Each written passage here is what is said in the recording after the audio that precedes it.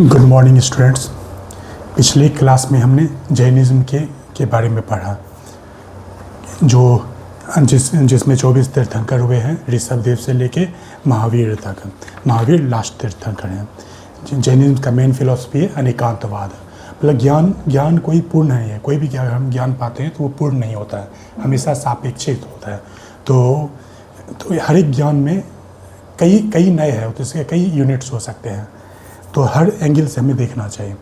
अब नेक्स्ट हम देखते हैं बुद्धिज़्म के बारे में। बुद्धिज़्म इंडिया में गौतम बुद्ध से शुरुआत होकर बुद्धिज़्म का ट्रेडिशन गौतम बुद्ध से चला है। फिर इसमें कई सारे आचार्य हुए, नागसेन, नागार्जुना, फिर क्षेमेंद्र, जो इंडिया से फिर इंडिया में पहले साउथ में तो श्रीलंका से साउथ ईस्ट एशिया होते हुए साउथ एशिया में फैला, इधर फिर अफ़गानिस्तान, सेंट्रल एशिया होकर चाइना और यूरोप में जापान में फैला है, और इधर बंगाल से फिर नया वज्रयान का शाखा गया तिब्बत में फैला है।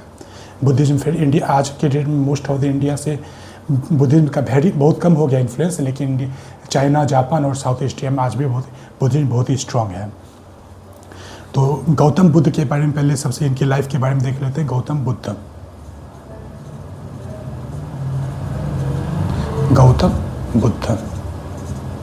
इन्हें शाक्य मुनि कहा गया है, क्योंकि ये शाक्य क्लैन से थे, इसलिए शाक्य मुनि कहा गया। तथागत कहा गया, सिद्धार्थ, इनके कई सारे नाम हैं, सिद्धार्थ, तथागत, शाक्य मुनि। तो इनके बारे में पहले 4 जगह का नाम, 4 पॉइंट स्टेट। सबसे पहले लुम्बिनी, इनके लाइफ से रिलेटेड 4 प्लेस है। लुम्बिनी, फिर है बोध गया, सारनाथ और कुशीनगर।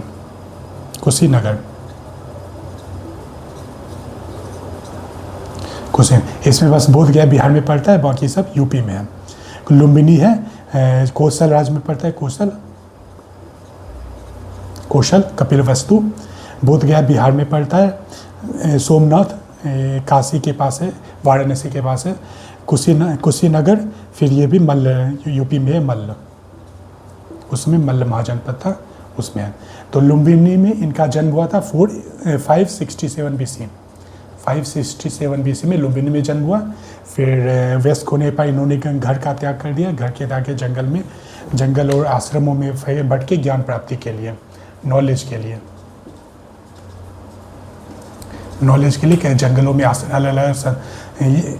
अलग-अलग योग के स्कूल, जो उसमें कई सारे स्कूल थे, वहाँ जाके साधना किया। लेकिन अंत में फिर भी उन्हें जब एक ज्ञान प्राप्त नहीं हुई, तो बोध गया में लास्ट में जब निरंजना नदी के किनारे बोध गया में इनको बोधि ट्री के नीचे इनको एनलाइटमेंट का प्राप्त हुआ था। बोध गया में इनको एनलाइटनमेंट हुआ, एनलाइटनमेंट, जिसके कहते हैं निर्वाण की प्राप्ति। फिर उसके बाद निर्वाण की प्राप्ति होने के बाद फिर काशी के पास सारनाथ गए थे। वहाँ पर सारनाथ डियर पार्क, जहाँ पे इन्होंने पहला उपदेश दिया, तो जिसे कहते हैं धर्म चक्र प्रवर्तन।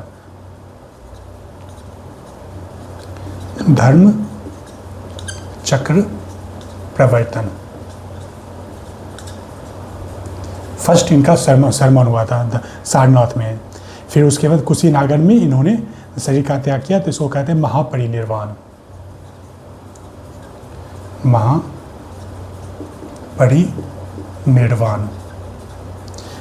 कुशीनगर में। तो 4 प्लेस है, ठीक है। तब बुद्धिज़्म की फिर बेसिक फिलॉसफी को अगर देखें कुछ, तो इन्होंने जब फिलॉसफी पर जो एपिस्टेमोलॉजी या मेटाफिजिक्स जिसको कहते हैं, मेटाफिजिक्स, जिसमें गॉड, सोल की बात करते हैं, नॉलेज, गॉड, सोल, ज्ञान मीमांसा इसको हिंदी में कहते हैं। तो इसको इन्होंने कहा स्प्लिटिंग ऑफ हेयर है की तरह है।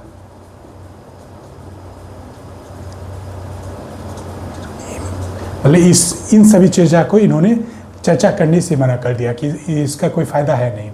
तो इसके लिए सिंपल कहते हैं, गॉड को नहीं मानते हैं, सोल को नहीं मानते, ये सब है नहीं। बाद में इसका शून्यवाद की फिलॉसफी डेवलप हुआ, जो गौतम बुद्ध का यहाँ तक था कि इस पर चर्चा करने से कोई फ़ायदा नहीं है, स्प्लिटिंग ऑफ हेयर है। यहाँ कितना भी हम चर्चा कर लें ये हमें ज्ञान नहीं मिलने पड़ा है। लेकिन इसी से फिर आगे जाके बुद्धिज्म की जब फिलॉसफी डेवलप हुई तो यही निकला गॉड नहीं है, सोल नहीं है, इसको नकारने लगा। शून्यवाद की फिलॉसफी जब डेवलप हुई तो गौतम बुद्ध का मेन फिलॉसफी था मेटाफिजिक्स का कोई फ़ायदा ही नहीं है। इन्होंने बस क्या कि संसार दुख में है। इन्होंने की दर्शन है कि 4 नोबल ट्रूथ का इनको बात किया।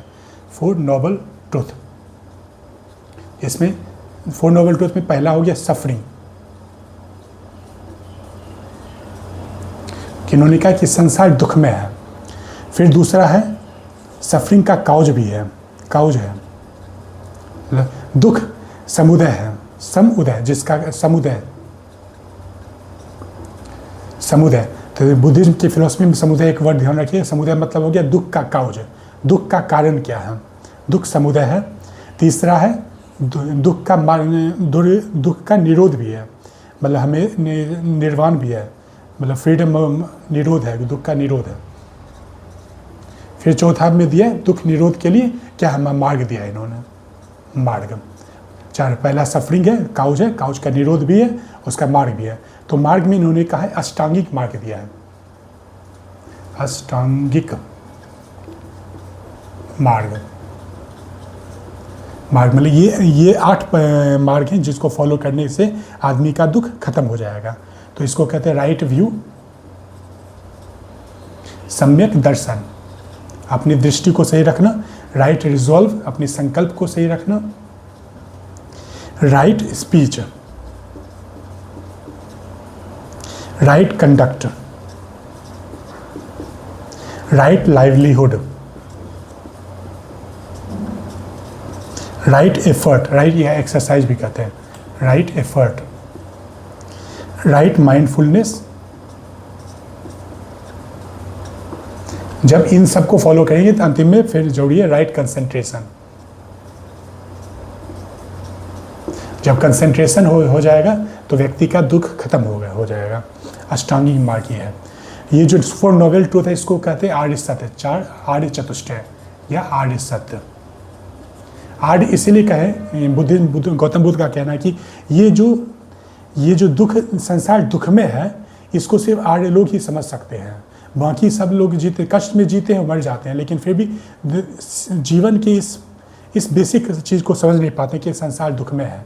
और सिर्फ जो आर्य हैं वही इस संसार के बेसिक, संसार का जो इस संसार के इस मूल स्वरूप को देख पाते हैं कि संसार दुख में है, यहाँ तुम्हें सुख कभी नहीं मिलने पाए, इसलिए आर्य सत्य कहा गया है। ये हो गया बुद्धिज्म का बेसिक फिलॉसफी। अब आगे चल के फिर धीरे धीरे जैसे जैसे बुद्धिज्म के और फिलॉसफी इनके डेवलप होने लगी तो उसको कंपाइल करने के लिए वेरियस काउंसिल्स हुआ है, काउंसिल्स। तो 4 मेन काउंसिल इंपॉर्टेंट है। पहला काउंसिल हुआ है गौतम बुद्ध के डेथ के समय भी 483 BC, उनके डेथ के बाद ही हो गया था। राजगृह में हुआ है, राजगृह। उस समय वहाँ के राजा थे अजातशत्रु, अजातशत्रु। और कमेंट में बताइएगा आधुनिक भारत के में अजातशत्रु किनको कहा गया है, ठीक है। उसमें इसके काउंसिल के चेयरमैन हुए थे महाकश्यप।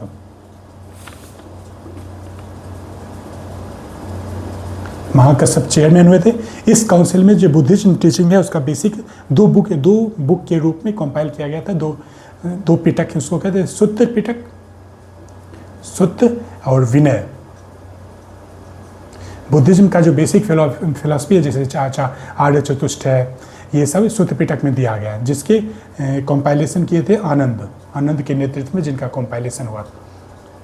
आनंद भी गौतम बुद्ध के शिष्य हुए। विनय पिटक का कंपाइलेशन था उपाली, ठीक है। फिर सेकेंड काउंसिल हुआ था 100 साल बाद 383 BC वैशाली में। उसमें मगध का राजधानी वैशाली हो गया था। इसमें राजा थे कालाशोक। कालाशोक मगध के राजा हुए थे और इसके चेयरमैन हुए थे सब्बाकामी। और इस समय थेरवाद और बुद्धिज्म में एक मतलब 2 भाग में बंटने लगा था बुद्धिज्म, थेरवाद और महासांघिकाज। थेरवाद और महासांघिकाज। में बुद्धिज्म का स्प्लिटिंग होने लगा था। सेकेंड, ध्यान रखिए, महासांघिका सेकेंड बुद्धिस्ट काउंसिल में स्प्लिटिंग बनने लगा था। फिर थर्ड बुद्धिस्ट काउंसिल हुआ था अशोक के काल में 285 BC, पाटलिपुत्रा में हुआ था, पाटलिपुत्रा। उसमें राजा थे राजा अशोक, और इसके चेयरमैन हुए थे मोगली पुत्तिस।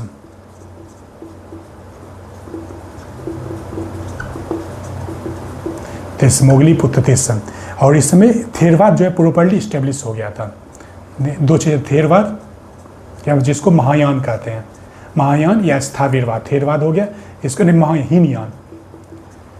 हीनयान या स्थाविरवाद। बात कीजिए, प्रॉपर्ली इस्टेब्लिश हो गया था। और फिर सूत्र विनय फर्स्ट काउंसिल में हुआ था। थर्ड काउंसिल में अभिधम्म पिटक इस्टेब्लिश हुआ, अभिधम्म इस्टेब्लिश हुआ को बनाया गया था, कंपाइल किया गया था। फिर फोर्थ बुद्धिस्ट काउंसिल हुआ था फर्स्ट सेंचुरी AD में, फर्स्ट सेंचुरी CE, कश्मीर में हुआ था। उसमें राजा थे कनिष्क और इसके चेयरमैन थे वसुमित्र, और वाइस चेयरमैन हुए अश्वघोष। अश्वघोष वाइस चेयरमैन थे।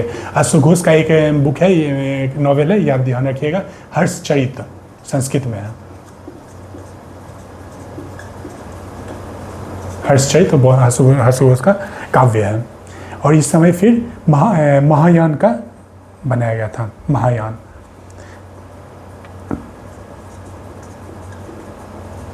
कश्मीर में, जो कश्मीर से फिर सेंट्रल एशिया होते हुए चाइना में फैला, महायान का अलग अलग शाखा है महायान का, इसमें कंपाइलेशन हुआ है। महायान में बुद्धिज्म, महायान सेक्ट का इसमें इस्टेब्लिश किया गया था। और इसमें हुआ था महाविभाषा, एक ग्रंथ अभी यहाँ अभिधम्म है, महाविभाषा का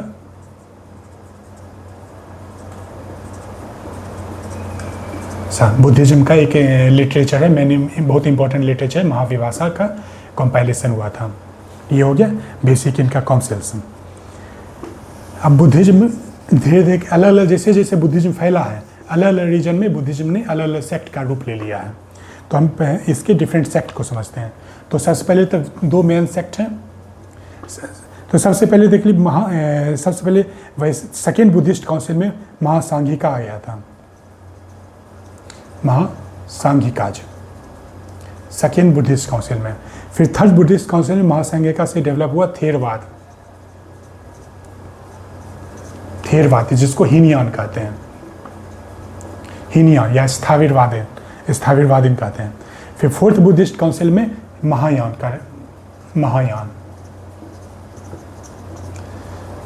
बनाया गया था, ठीक है। अब थेरवाद के अंदर 3 और शाखा है। थेरवाद के अंदर धीरे धीरे और शाखा फिलॉसफी डेवलप हुआ है, जो अलग अलग सेक्ट का रूप ले लिया है।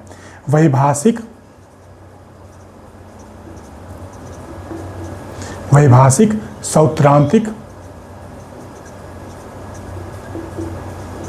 एवं समितीय। वैभाषिक सौत्रांतिक को एक साथ कहा जाता है, सर्वास्तिवादी भी कहा जाता है।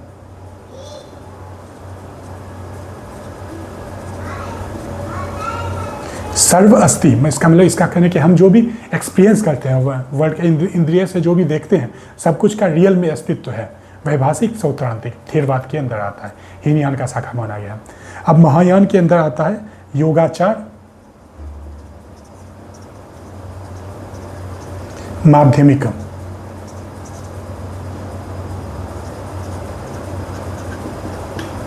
माध्यमिका, और बाद में फिर वेस्ट बंगाल से होते हुए तिब्बत में डेवलप हुआ तो वज्रयान भी एक शाखा है, ठीक है। अब यहाँ पे वैभाषिक हो गया, जो महाविभाषा, जो फोर्थ काउंसिल में महाविभाषा ग्रंथ का रचना किया गया था, वैभाषिक उसको मानते हैं। सौत्रांतिक जो है उनको सूत्र को मानते हैं, इनके लिए मेन जो है सूत्र पिटक जो है वो उनके लिए इम्पोर्टेंट है। और ये जो है माध्यमिका हो गया, इसको कहते हैं शून्यवाद। शून्यवाद में ही फिलॉसफी डेवलप हुई कि गॉड और सोल कुछ नहीं होता है, इसका कोई अनिर्वचनीय कहते हैं इसको। गॉड और सोल कुछ भी नहीं है यहाँ पे शून्यवाद के अंदर। मेन फिलॉसफी है इसका, ठीक है। ये तो एक मेन शाखा हो गया। इसके अलावा बहुत और भी शाखा है, लोकोत्तरवादीन, बहुश्रुतियाज, प्रकन परामित, चैत्य शैला, अपार शैला, उत्तर शैला, एक व्यवहारिकाज, कुकुतियाज, गोकुलिकाज, बहुत सारे अलग अलग जो छोटे स्मॉल सेक्ट के अंदर डेवलप हुआ। धर्म गुप्तों का सेक्ट एक है गंधार में डेवलप हुआ था। जैसे यहाँ भाती, अब यहाँ पे ये नाम भी याद रखिएगा। जैसे थेरवाद है, इस स्पेस प्लेस से जुड़ा हुआ है, कौशाम्बी से इनका शुरुआत जुड़ा हुआ है। कौशाम्बी माना जाता है, कौशाम्बी से ये शुरुआत हुआ। महासांगिका है, थेरवाद हो गया। सर्वास्तिवाद है, सर्वास्तिवाद है जो ये मथुरा से जुड़ा हुआ है। सर्वास्तिवाद जो है मथुरा। और महायान जो है कश्मीर से। उसी तरह गंधार में एक डेवलप हुआ था, उसको कहते हैं धर्मगुप्तक। धर्म गुप्तक। तो ये ना ही महायान है ना ही बुद्धयान, एक अलग शाखा ही है।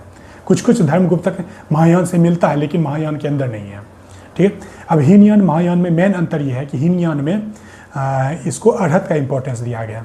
अरहत मतलब अरहत वो है जो अपना निर्वाण जिसने निर्वाण प्राप्त कर लिया है। अरहत उसको कहा गया जिसने निर्वाण प्राप्त कर लिया। तो इसमें सेल्फ का इंपॉर्टेंट है, सेल्फ अपना निर्वाण प्राप्त करना इंपॉर्टेंट है इनके लिए। और महायान में बोधिसत्व या सम्यक संबुद्धि, बोधिसत्व का इंपॉर्टेंट है। और बोधिसत्व आगे कल्चर पढ़ेंगे तो देखेंगे अजंता गुफाओं में बोधिसत्व का पेंटिंग किया गया है, कई सारे बोधिसत्व का। बोधिसत्व वो हुआ कि जो अपना सिर्फ अपने निर्वाण पे प्राप्त नहीं देता है, बल्कि वर्ल्ड दुनिया के कल्याण, लोक कल्याण पर जिनके लिए इंपॉर्टेंट है, लोक कल्याण पर जो इंपॉर्टेंट जो बल देते हैं, वो अपने निर्वाण को टालते हैं ताकि दूसरों का मदद कर सकें। एक इंपॉर्टेंट ये हीनयान में अरहत, महायान में बोधिसत्व। फिर हीनयान में इंपॉर्टेंट है कि ये बुद्ध की पूजा नहीं करते हैं, नो वर्शिप।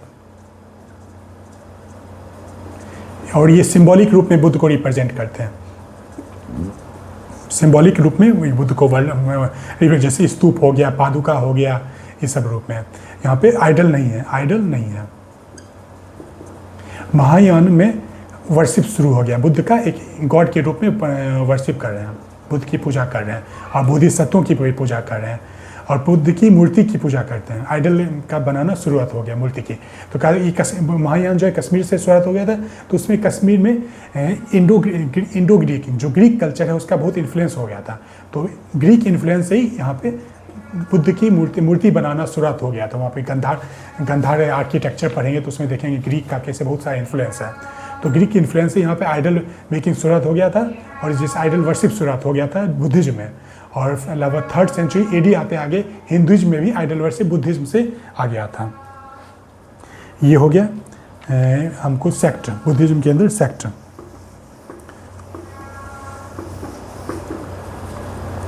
अभी 2-3 पॉइंट और इम्पोर्टेंट इसमें। वर्ल्ड जो है परमानेंट है, नेचुरल राइज एंड डेथ है, बॉर्न एंड डेथ है, लेकिन वर्ल्ड कभी खत्म नहीं होता, इटर्नल है वर्ल्ड कभी खत्म, वर्ल्ड इटर्नल है। यहाँ पे जैसे ये शरीर ही है, शरीर जो है पंच, इसको कहते हैं पंच स्कंद, पंच क्या नाम बोल रहे हैं अभी।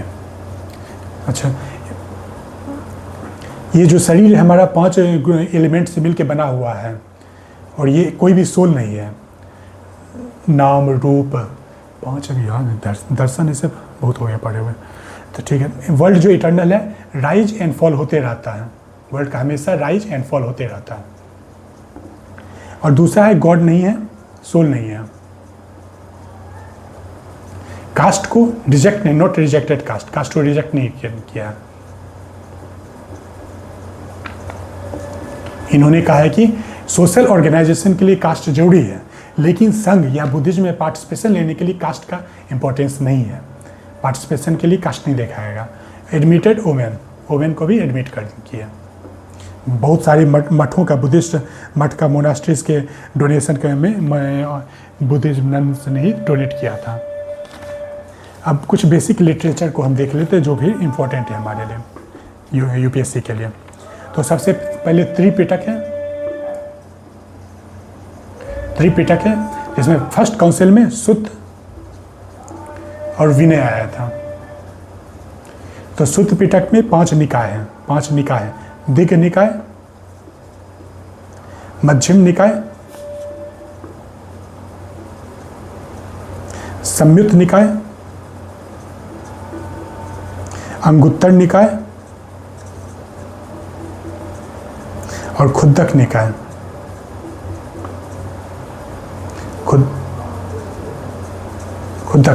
खुद्दक निकाय का ये पार्ट है जातक। जातक टेल्स जो है, जिसको कहते हैं गौतम बुद्ध के पास्ट लाइफ्स की स्टोरी है, ये जातक टेल्स हुआ है। विनय पिटक में आ गया सुत्त विभंग,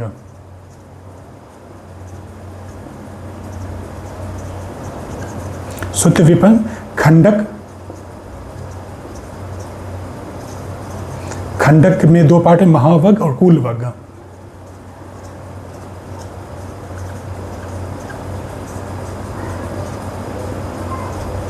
ये सारे नाम बस ध्यान रखना है कि कौन सा लिटरेचर बुद्धिज्म से रिलेटेड है, कौन सा लिटरेचर जैनिज्म से रिलेटेड है। परिवर्ण और एक fourth Buddhist, third Buddhist council में फिर अभिधम्म का तीसरा पिटक है अभिधम्म पिटक, अभिधम्म पिटक। इसके अलावा कई सारे लिटरेचर हैं और बुद्धिज्म, बुद्ध के स्कॉलर्स के द्वारा लिखा हुआ मिलिंद पन्हो, मिलिंद पन्हो, दीपवंश, महावंश, कूलवंश, वैपुल्य सूत्र,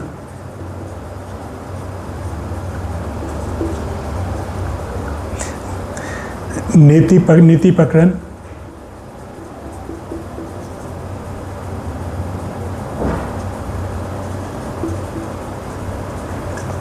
अवदान शतक,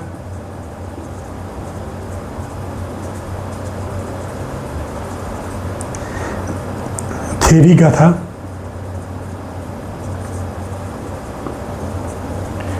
थेरवाद जिसे कहते हैं, थेरवाद, थेर का मतलब होता है एल्डर्स और थेरी का मतलब होता है एल्डर नन। एल्डर नन का कंपाइलेशन के सूक्तों का कंपाइलेशन है थेरी गाथा। फिर है महावत्सु, दिव्यावदान और सधर्म पुंडरीकम। ठीक है, इसमें है वैपुल्य सूत्र जो है, वैपुल्य सूत्र, वैपुल्य सूत्र में प्रज्ञ परामित का बात कहा गया। प्रज्ञ परामित, 6 परामित है जिनको फॉलो करने की प्रज्ञा का प्राप्ति, प्रज्ञा जो है अल्टीमेट नॉलेज की प्राप्ति होती है। 6 परामित, ठीक है।